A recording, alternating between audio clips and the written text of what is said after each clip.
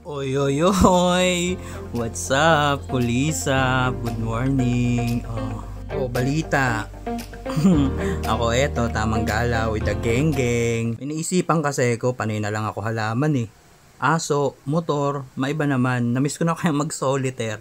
Kaya bibili kami ng laptop. Eto mga to, syempre. Daddy, saan ka punta? Sama. Daddy, sama. Daddy, saan punta? Sama. Ano pa bang magagawa ko? Di sige, tara.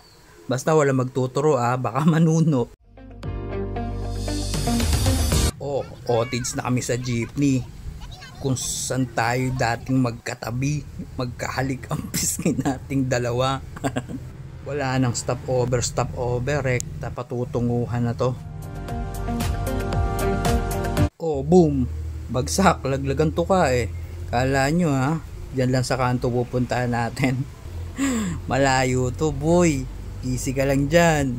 Napapapikit-pikit na nga rin ako sa part na to eh. Tagal ko na hindi nakakabiyahe ng ganito kahaba. Mahigit 1 oras na biyahe sa jeep.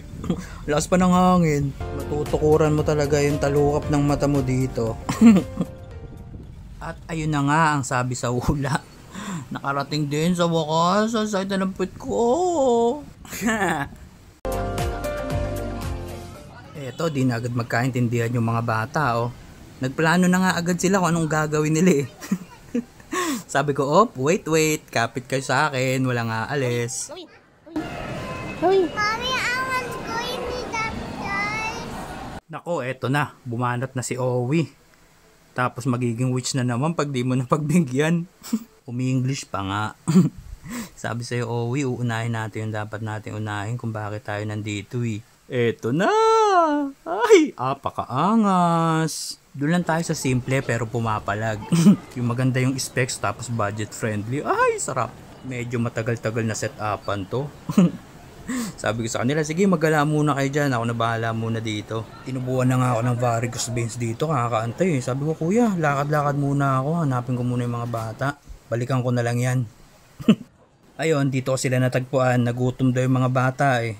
Di maintindihan. Ang itsura nyo. Hindi na naman to napagbigyan siguro.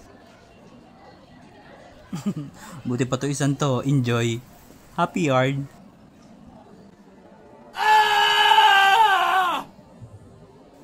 Wee! Ay nako, Owie. Hindi ka na maintindihan. Gusto mong magalit pero bawal. Niyaya ko na nga lang dito sa labas ng malibang-libang eh. Ayun, kumagat naman sa trap.